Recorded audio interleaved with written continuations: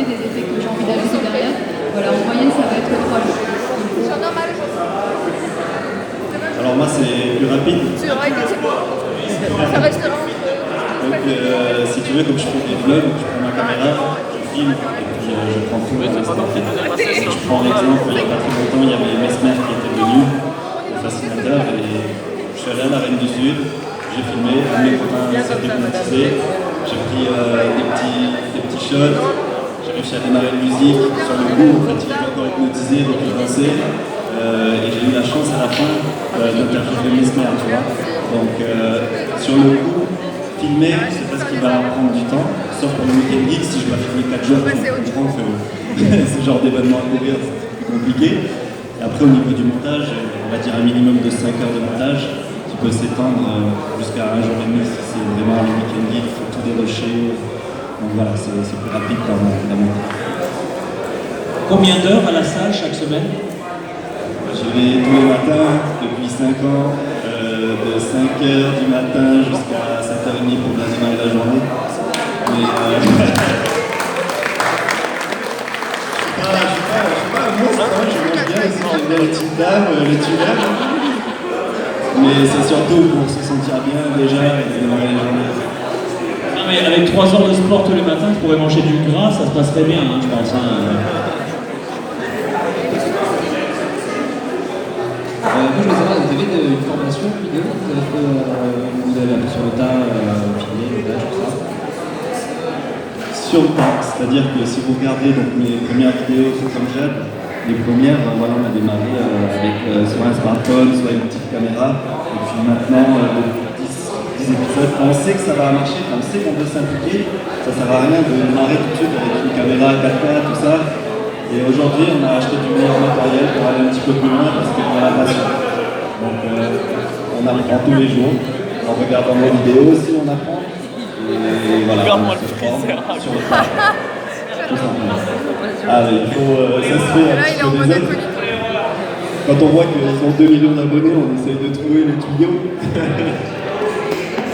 Mais on est des fraudes, hein, mais professionnels, tu vois, c'est pour ça. Je sais que c'est un peu un paradoxe, mais voilà, comment on y arrive. Faut pas prendre les idées chez nous, hein. Non, faut les prendre chez Squeezie. Là, ça marche. Bah écoute, en fait, moi, ça fait quelques mois maintenant que j'ai appris le montage. En fait, c'est mon copain qui m'a appris ce que j'ai appris. Salut! Petit film. Très content, je le mets en avant. Et donc, voilà, en fait, au début, moi, simplement, j'écrivais les vidéos. Je les imaginais j'avais déjà une bonne idée dans la tête de ce que ça allait donner. Et en fait, petit à petit, il m'a appris. Et voilà, maintenant, je m'y mets et je peux faire mes vidéos même de A à Z. Et c'est carrément cool, quoi.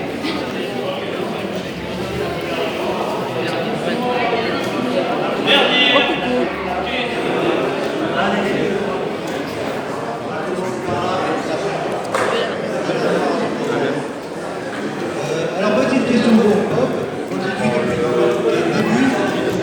Depuis le début jusqu'à maintenant, comment tu fais pour apprendre à faire?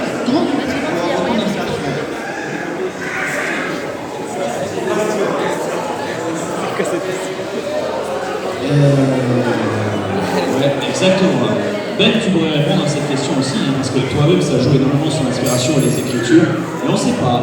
J'aurais vraiment pas d'explication sur la capacité qu'on a à sortir des conneries. Ça dépend vraiment de l'environnement dans lequel on a été élevé et des sources d'inspiration auxquelles on a été soumises dès notre plus jeune âge. Par exemple, un gamin, tu veux lui faire lire du Kant, de 7 ans à 14 ans.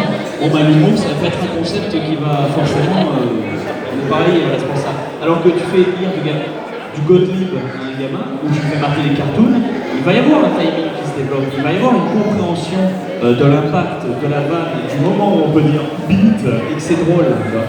Du moment où tu peux sortir des trucs comme ça. Pas comme ça, exactement. Hein. Non mais il y a un timing, mais tu vois, c'est bien l'exemple. C'est l'exemple. Et encore, tu vois, c'est un exemple que ça va pas, mais il y a des gens qui vont faire comme ça bêtement parce qu'ils ont compris l'exemple, tu vois. C'est important. Non mais quand je suis sérieux, ils se marrent, c'est là que je comprends. Du coup, voilà. Voilà. Non, je pense qu'il a fini. Je crois qu'il y avait une dernière ultime question. L'inspiration aussi, voilà, genre typiquement en live, par exemple, il y a des jeux qui vont me faire dire mille conneries à la seconde, notamment les Elder Scrolls sont très très bons comme ça, parce que les jeux sont très friables aux inputs du joueur. Tous les jeux où il y a des dialogues en texte, c'est toujours marrant de les lire, on s'en rarement, et t'as toujours envie de rebondir sur le dialogue lui-même. Mais par exemple, c'est vrai que Overwatch, quand je le stream, j'ai beaucoup plus de mal à essayer de papoter par-dessus, parce que déjà, 1, je joue ma vie, 2, je rage comme un fou, et 3, tu vois, c'est pas un jeu dans lequel d'essayer de nouvelles situations, c'est pas un jeu dans lequel tu peux commenter ce qui se passe dans le jeu, mais plus le gameplay lui-même, c'est plus sérieux, plus e-sport. Donc moi j'aime beaucoup les jeux qui ont, et comme Bob, qui ont quelque chose à raconter, c'est ça que tu vas les désosser et re-raconter ta propre sauce, faire des running gags par-dessus. Voilà, ta question peut être résumée à qu'est-ce que l'humour? Vous avez 9 heures.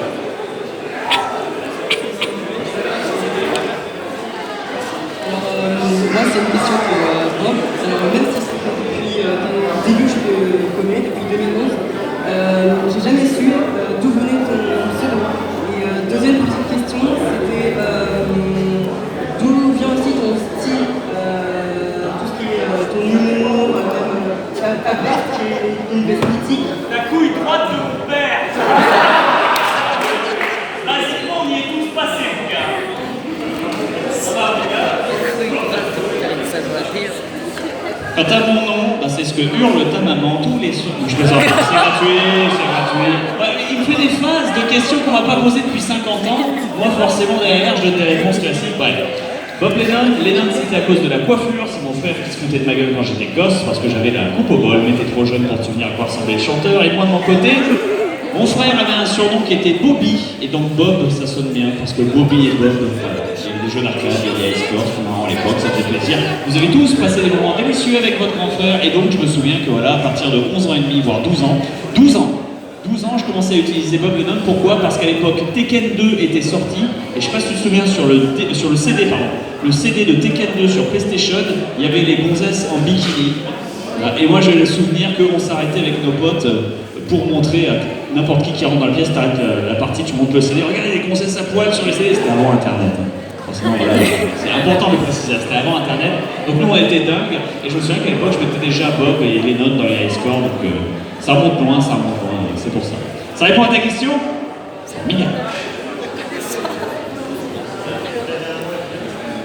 Et du coup, pour ceux qui aiment les Tim Tam, alors il y a la version classique, c'est-à-dire on prend un et un rangé, et il y a la version pro. C'est-à-dire on croque les deux bouts, on prend un café, et on aspire.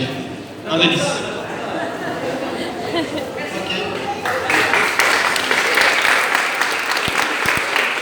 Et c'était